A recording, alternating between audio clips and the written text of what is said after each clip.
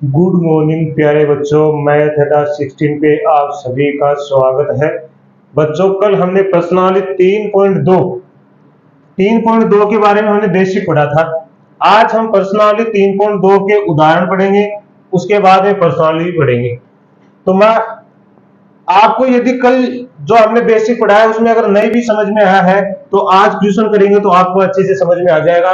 तो आपको घबराने की आवश्यकता नहीं है कि सर मेरे कल नहीं समझ में आया तो आज मैं कैसे समझ पाऊंगा। नहीं, आज हम फिर से आपको समझाएंगे। नहीं भी समझ में आया तो आज आपको अच्छे से समझ में आ जाएगा। बस आपको तो इतना ध्यान रखना है कि क्लास को कंटिन्यू देखना है, बीच में कहीं इधर उधर नहीं जाना है। आपको लगातार क्लास को देखना है।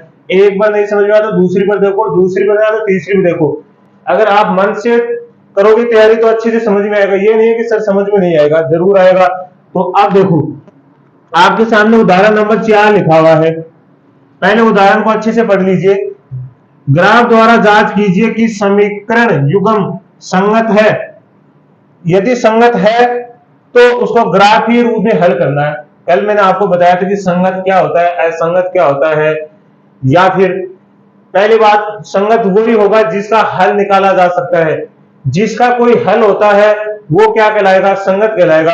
अब जैसे मैंने आपको बताया था, कल हमने दो समीकरण, इसको तो बाद में देखेंगे, पहले कल हमने दो समीकरण लिया था। दो हमने रैखिक समीकरण लिया था, जैसे a1x plus b1y plus c1 बराबर 0, a2x plus b2y plus c2 बराबर 0। हमने दो समीकरण लिए थे। अब हमने ये पता लगाया था कौन संगत होता है कौन संगत नहीं होता है। तो संगत देखेंगे। पहले मैंने एक बताया था आपको, अद्वितीय हल।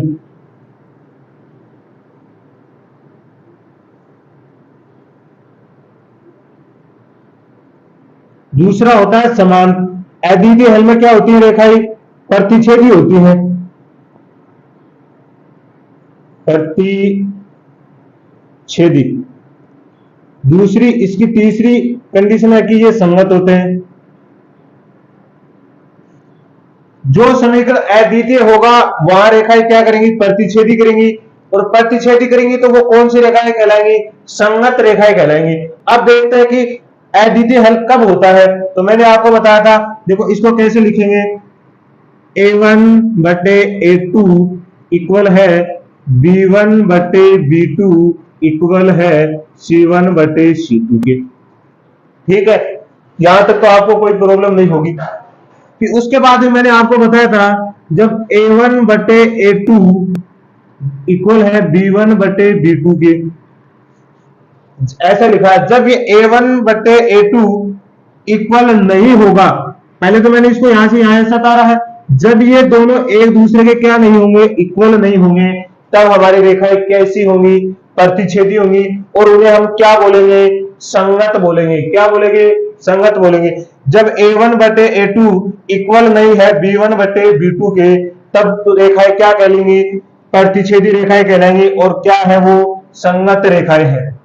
तो आपको ये पता चला कि कौन सी रेखाएं तो प्रतिच्छेदी होती है और कौन सी ही रेखाएं क्या होती है, संगत। पहली कंडीशन हमने पढ़ा, अद्वितीय हल कौन सी रेखा को होगा, जहां a1 बटे a2 इक्वल नहीं होगा b1 बटे b2 के, वहां कौन सा हल होगा, अद्वितीय हल। और अद्वितीय हल का मैंने बताया था केवल एक ही हल होगा। केवल और केवल कितना हल होगा, एक होगा। कहने का मतलब जो रेखा इधर से गुजर रही है वो कहीं ना कहीं एक स्थान पे जरूर क्रॉस करेंगी, चाहे वो कहीं भी क्रॉस करे, लेकिन क्रॉस करके ही जाएंगे। मतलब जो हमें दो समीकरण दे के रखेगा, उनसे बनने वाली जो हमारी सारणी है उससे हमें अगर ग्राफीय रूप बनाएंगे, ग्राफीय रूप में जो रेखाएं बनाएंगे वो दोनों रेखाएं कहीं ना कहीं क्या करेंगी, एक दूसरे को क्रॉस करके जाएंगी। तभी हमारी वो रेखाएं क्या कहलाएंगी, प्रतिच्छेदी रेखाएं कहलाएंगी, संगत कहलाएंगी। और उसी का क्या होगा, हल होगा। तो इसी का क्या होगा, हल होगा। ज्यादातर हमारे एग्जाम में ये अद्वितीय हल वाला ही आता है, प्रतिच्छेदी रेखा है संगत वाला ही आता है। तो आपको अब तो अच्छे से समझ में आ गया होगा। तो चलो फिर हम इसकी दूसरी कंडीशन देखते हैं। इसकी दूसरी कंडीशन देखते हैं, चलो हम।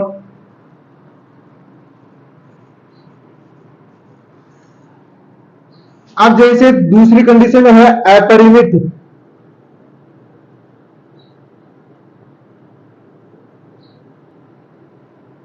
रूप से अनेक हल। ठीक है, अनेक हल होंगे। और रेखाएं कैसी होंगी? समपाती रेखाएं होंगी। कैसी होंगी? समपाती रेखाएं। और तीसरी कंडीशन होगी कि ये रेखाएं कैसी होंगी? संगत होंगी। अब कब संगत होंगी, कब समपाती होंगी, कब अपरिमित रूप से अनेक हल होगा, वो कंडीशन देखेंगे हम। तो वैसे लिखेंगे A1 बटे A2 इक्वल है B1 बटे B2 के इक्वल है C1 बटे C2 के। जब हमें ये तीनों कंडीशन क्या दे रखी रहेंगी? इक्वल। जब ये तीनों ही कंडीशन किस में होंगी? इक्वल में होंगी। तब हमारी जो कंडीशन होगी वो क्या होगी? अपरिमित रूप से क्या होंगी? क्या होगा? अनेक हल होगा। जब तीनों ही कंडीशन एक दूसरे के इक्वल होंगे तब क्या होगा? अपरिमित रूप से अनेक हल होंगे। और रेखाएं कैसी होंगी? समपाती होंगी। और समपाती होंगी तो वो कैसी कहलाएंगी? संगत रेखाएं कहलाएंगी। वो कंडीशन कैसी होगी? संगत होगी। जब ये तीनों ही कंडीशन एक दूसरे के इक्वल होंगी, मतलब एक दूसरे के बराबर होंगी, तब कैसी रेखाएं होंगी? समपाती रेखाएं होंगी और संगत कहलाएंगी। और उनका अपरिमित रूप से अनेक हल। अनेक हल का मतलब है कि हम कह नहीं सकते कि इनके कहां तक ये क्रॉस करेगी रेखाएं, कहां जाके करेंगी, अनेक स्थानों पे क्या करेंगी? क्रॉस करेंगी। तो देखो, जैसे समपाती रेखा होंगी वो एक रेखा ऐसी होगी और दूसरी रेखा इसी से ऊपर के गुजर के जाएगी। इसका मतलब क्या हुआ? इसके तो हजारों बिंदु होगी, ये हर जगह क्या कर रही है? क्रॉस कर, पता ना कितनों बिंदुओं पे क्रॉस करेंगे ऐसे। तो इसका मतलब इसीलिए इसको क्या बोलते हैं? अपरिमित रूप से इसके अनेक हल होंगे और क्या कहलाएंगे? संगत कहलाएंगे। मैंने ये भी बोला कि जिसका हल होगा उसी का ग्राफ बनेगा और जिसका हल नहीं होगा उसका ग्राफ नहीं बनेगा।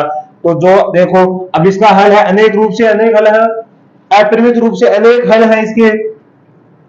तो अनेक हल तो है ना, और हल है तो इसका मतलब इसका ये कैसी रेखा है? संपाती रेखा है, संगत है और ग्राफ भी बनेगा। 100% इसका क्या बनेगा? ग्राफ बनेगा। तो दूसरी कंडीशन हो गई। कल जिसके नहीं समझ में वो आज अच्छे से समझ में आ गया होगा। तो हम आगे तीसरी कंडीशन देखते हैं।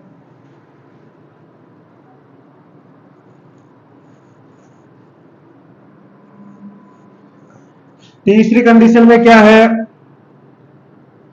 कोई हल नहीं होगा। जब कोई हल नहीं होगा तब रेखाएं कैसी होंगी? समांतर रेखाएं होंगी। कैसी होंगी? समांतर रेखाएं। और जब समांतर रेखाएं होंगी तो उसकी कंडीशन भी क्या होगी? असंगत कहलाएंगी। वो क्या कहलाएंगी? असंगत कहलाएंगी। अब कंडीशन ने पहले इसने बोल दिया कोई हल नहीं होगा, इसका मतलब ग्राफ के रूप में नहीं बनेगा। तो इसकी कंडीशन क्या होगी?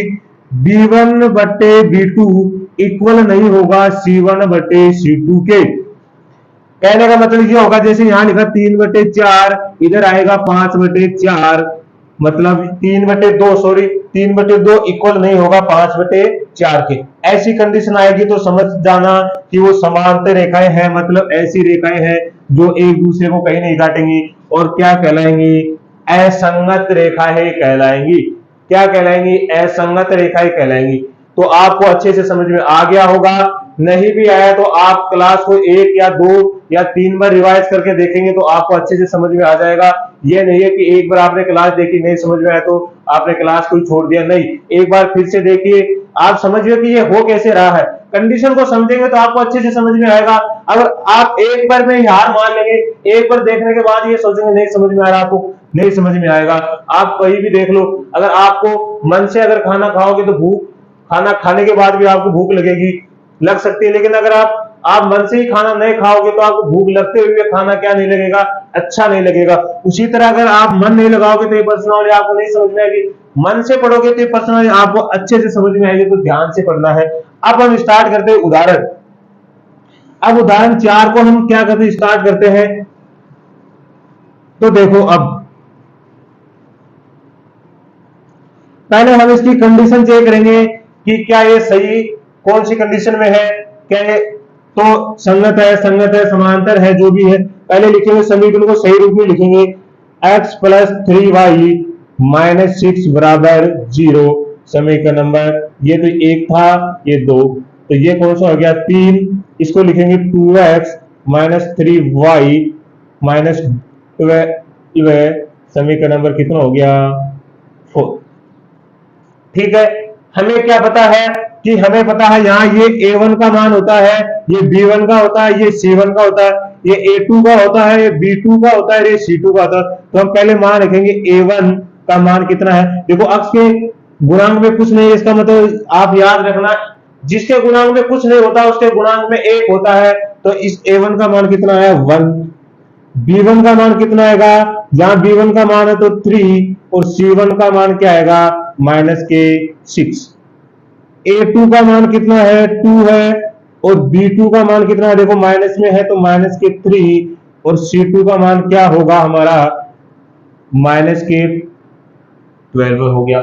अब देखो, अब कंडीशन हम चेक करेंगे, तो कंडीशन चेक करेंगे तो क्या होगा A1 बटे A2 बराबर है इक्वल है या बराबर है B1 बटे B2 इक्वल है C1 बटे C2।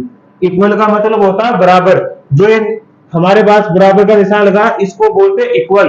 तो यहां से रखेंगे A1 का मान है 1, A2 का मान है 2 बराबर B1 का मान है 3 और B2 का मान है -3, C1 का मान है -6 और C2 का मान है -12। देखो माइनस माइनस तो क्या हो गया प्लस, यहां से क्रॉस करेंगे तो 6 एकम 6 दूनी 12, इसको करेंगे 3 एकम 3 हो गया। तो यहां से आ गया 1/2 बराबर, एक में एक का भाग लगाएंगे तो आपको पता है 1/1, वो भी किस में है माइनस में, इधर आ गया 1/2।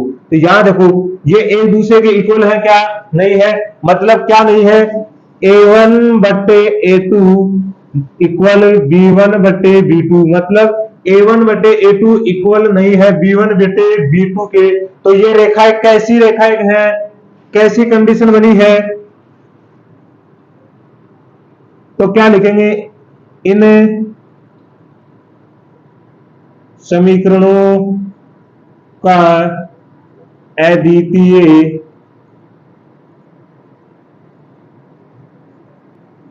हल होगा, अतः इसे ग्राफी रूप में निरूपण कर सकते हैं। मतलब ग्राफी रूप में निरूपण कर सकते हैं।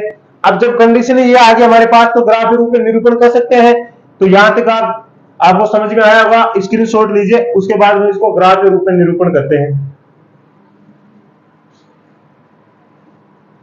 तो चलो बच्चों अब इसको ग्राफी रूप में निरूपण करते हैं। तो मैं इसको मिटा देता हूं। अब पहले दोनों समीकरणों की क्या बना लेते हैं, सारणियां बना लेते हैं। तो दोनों समीकरणों को अलग अलग लिख देते हैं। तो यहां से क्या लिखेंगे x प्लस 3y माइनस 6 बराबर 0, समीकरण नंबर कितना था, ये 3 था। इधर लिखेंगे 2x माइनस 3y माइनस 12 बराबर 0, समीकरण नंबर कितना था 4। कंडीशन बनाएंगे तो सारणियां बनाने शुरू करते हैं। इसमें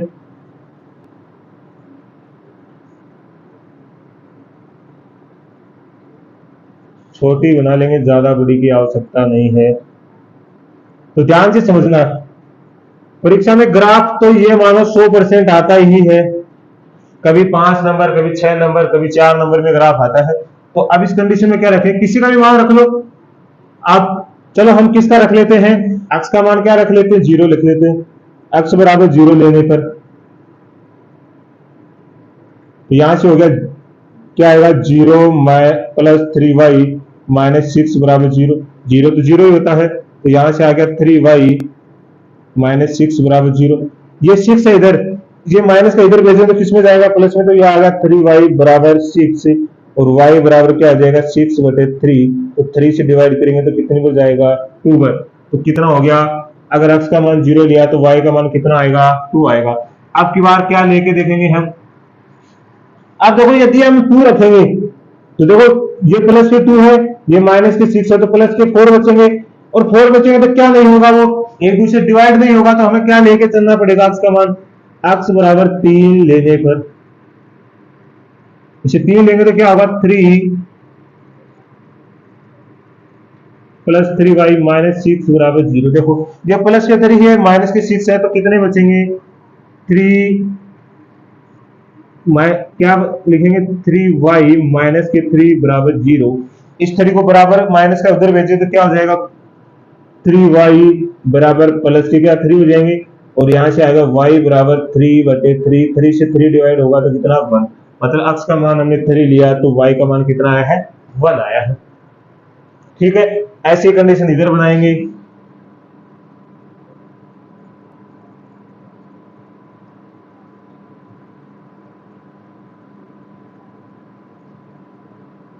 चलो यहां क्या रखेंगे, वो एक रखेंगे x बराबर 0 लेने पर या रखने पर 2 multiply 0 minus 3y minus 12y बराबर 0। तो यहां से ये तो 0 हो ही गया पूरा, यहां से आएगा माइनस 3y माइनस 12y बराबर 0। इसको उधर भेजेगा तो कितना माइनस 3y, तो प्लस के 12 हो गया, यहां से आ गया y बराबर माइनस के y बराबर 12/3, तो क्रॉस करेंगे तो कितने पर कटेगा, 4 बार। तो y का मान कितना आ गया लिखना चाहेंगे तो y बराबर हो गया माइनस के 4, मतलब हमने x का मान 0 लिया तो माइनस से कितना आ गया, 4 आ गया।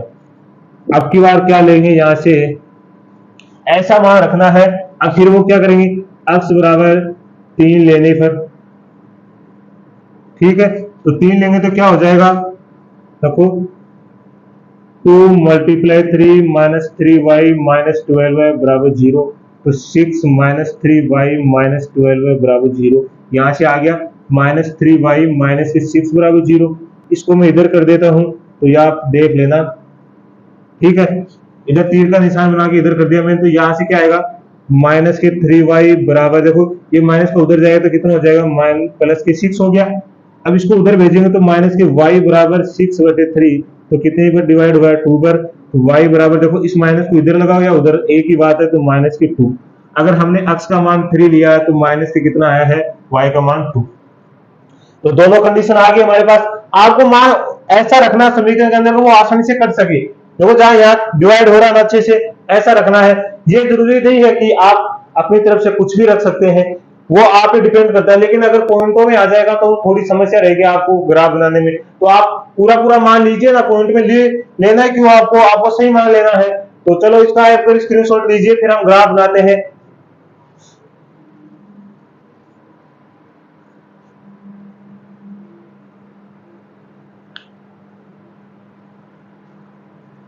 तो चलो प्यारे बच्चों, अब हम सभी को मिटा देते हैं, केवल हमें ग्राफ के निरूपण की आवश्यकता रहेगी। तो क्वेश्चन की आवश्यकता अभी है नहीं। अब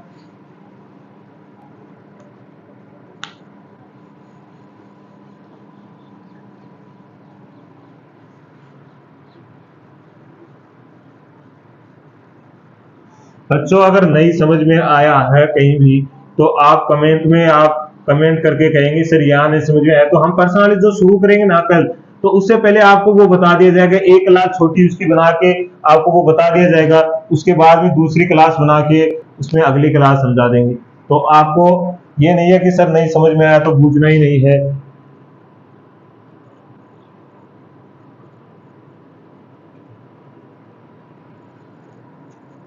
तो आपको नहीं आए तो बूझ लेना है, ये नहीं है कि बूझना ही नहीं है।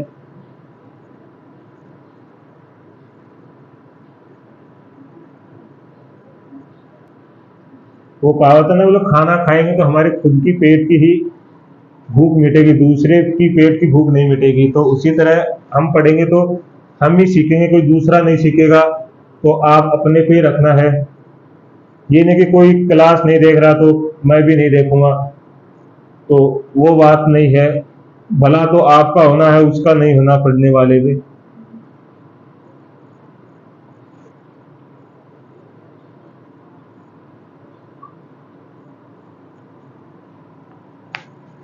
तो चलो बच्चों अब ग्राफ बनाते हैं, हमने ये लिख लिया है। अब ग्राफ के रूप में इसको निरूपण करेंगे। आपको ये कंडीशन ही पता चल गया ना, कब ग्राफ बनेगा कब ग्राफ नहीं बनेगा, तो ये आपको ध्यान रखना है।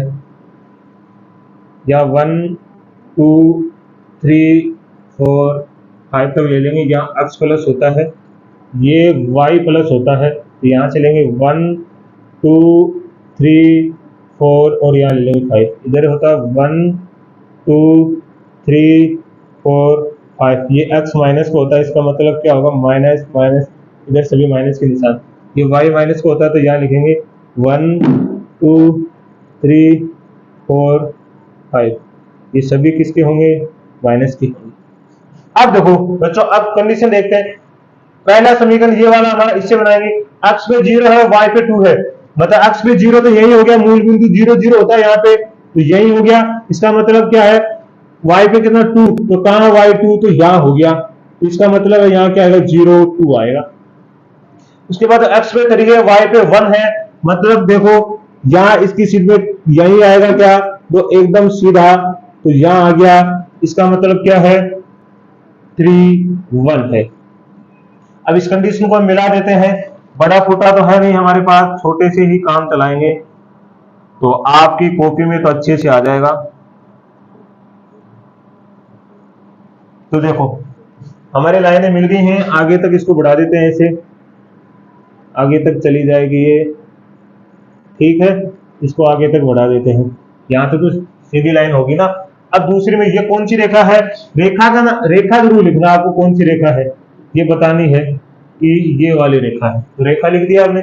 अब दूसरी देखो, x पे 0 है और y पे -4 है, तो y पे -4 कहाँ है, यहाँ है, और x पे 0 0 तो यही हो गया, तो क्या आएगा 0 -4। अब की बार क्या कंडीशन दे रही है, x पे 3 है और x पे 3 है और y पे -2 है, तो देखो कहाँ है ये कंडीशन, ऐसे टिक करके चलेंगे, तो यहाँ देखो लगभग यहाँ आएगा, यहाँ आ जाएगा, और कितना है 3 -2। अब मिलाएंगे रेखा को, तो मैंने क्या बोला था, कहीं ना कहीं तो रेखा अवश्य काटेगी, काटे चाहिए वो कहीं ही, ये आवश्यक नहीं है।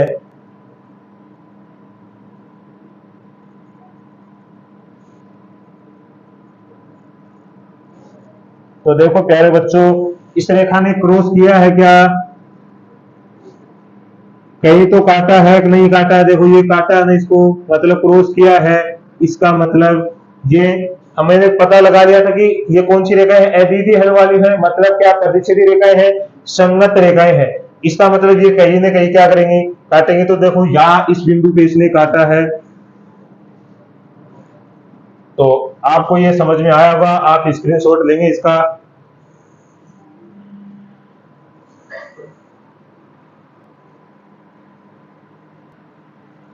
तो चलो बच्चों अगला उदाहरण हम 5 का करते हैं।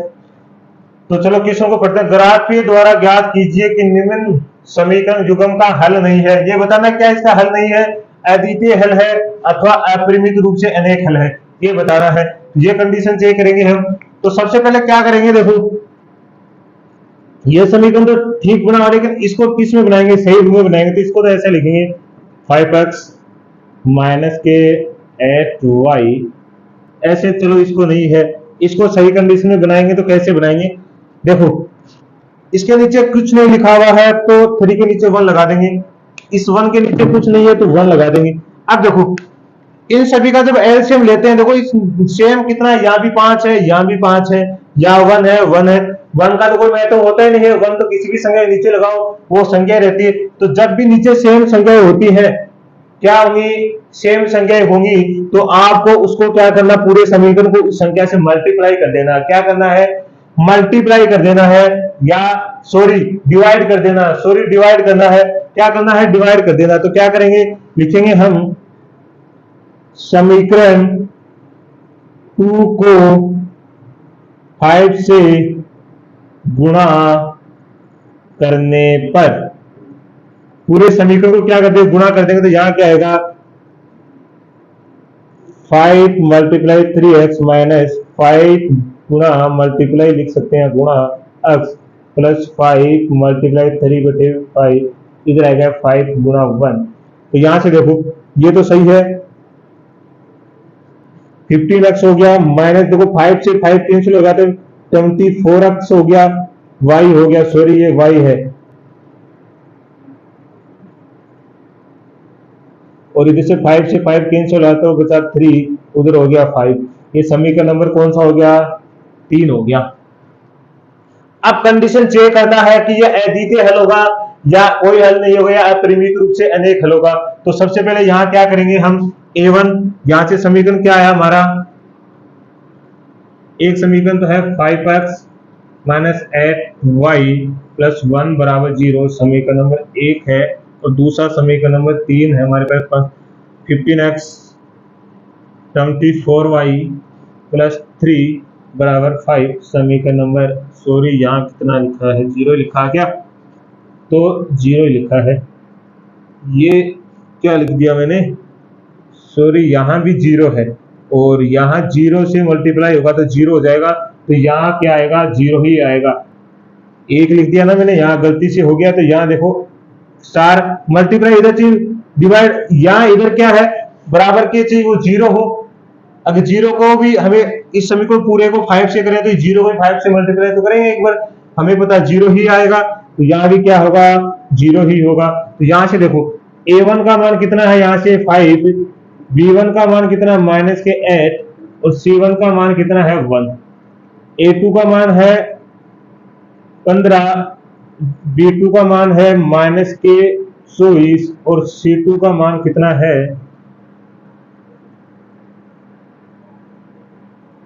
3। अब करेंगे a1 बटे a2 बराबर इक्वल है b1 बटे b2 इक्वल है c1 बटे c2। तो कंडीशन में आप मान रख लो, 5 बटे 15 माइनस 8 माइनस 24 1 बटे 3, इसको करो तो क्या आएगा, देखो 5 एकम 5 और 5 3 15, तो कितना आ गया 1 बटे 3, माइनस से माइनस प्लस हो गया 8 एकम 8 8 3 24 1 बटे 3 और ये 1 बटे 3 है। तो अब आप बताओ कौन सा हल होगा, ये कौन सा अपरिमित रूप से अनेक हल होगा कि नहीं होगा, तो क्या लिखेंगे,